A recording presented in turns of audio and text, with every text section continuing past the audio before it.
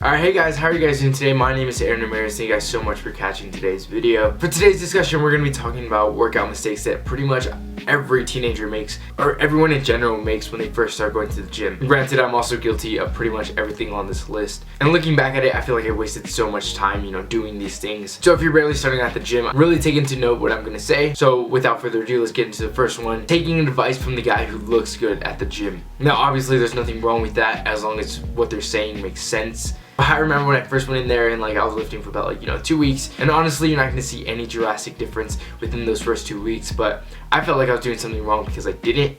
So I went up to the guy who looked shredded, and I was like, hey wait, can you give me some advice? I'm new at this. And I honestly wish I could remember what he said, but I remember when he was telling me this stuff, I was just nodding my head and was like, what the fuck is this guy saying? Because what he was saying made absolutely no sense to me, but I was like, he looks good, so I'm just gonna do what he says because he's obviously doing something right. So in all honesty, stop taking advice from the guy who looks in the gym, because one, it could just be complete genetics, or two, they could be on something and obviously they won't admit that they're using steroids or something. Instead, look into the credibility and science behind what they're telling you, using the proper form and the complete range of motion. And obviously you can look that up and everyone's going to tell you that that's true, so you should do that. Number 2, ego lifting. Okay, we get it, you're strong. I remember going to the gym and thinking I was so strong, grabbed the 70-pound EZ bar, tried curling it. I was thinking dude, I'm so strong, hell yeah, I could do it. But I was throwing it up, and I was lifting with my back as well. And someone came up to me and they told me,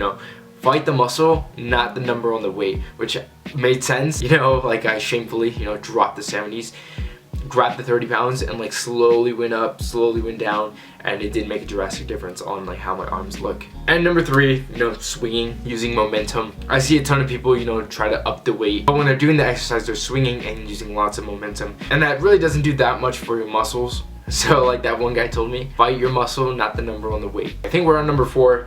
So number 4 is gonna be not eating right. So when I first started going to the gym, I thought it was nothing but salads, chicken and rice, not eating a lot. I was always hungry, but that's truly not the case whatsoever. If you're a skinny guy and you're going into the gym and with a sole purpose to gain weight and muscle, the only way you're going to gain weight is with the calorie surplus, meaning you have to consume more calories than what you burn in a day. So basically what that means is eat a lot. Okay, if you're a skinny guy going to the gym and you're trying to gain weight, pretty much the thing that helped me within these last few months is eat a lot and lift heavy with proper range of motion, form, everything like that. So that means a lot of chicken and rice, sweet potatoes, steak, eat lots of vegetables. What I recently found out is that if you're eating a lot and you don't eat a lot of vegetables, you're just gonna feel sluggish the entire day. So yeah, eat a lot of vegetables, lots of protein shakes, rice cakes, stuff like that. I'll probably go more into this in a different video, but that's pretty much what I eat. And finally, number 5, form. Form isn't just getting from point A to point B. It's the proper range of motion and controlling the weight. For example, bicep is probably gonna be the best example, but when you bring it up here, don't just drop it down, control it on the way down. Okay, it's just as important as bringing it up.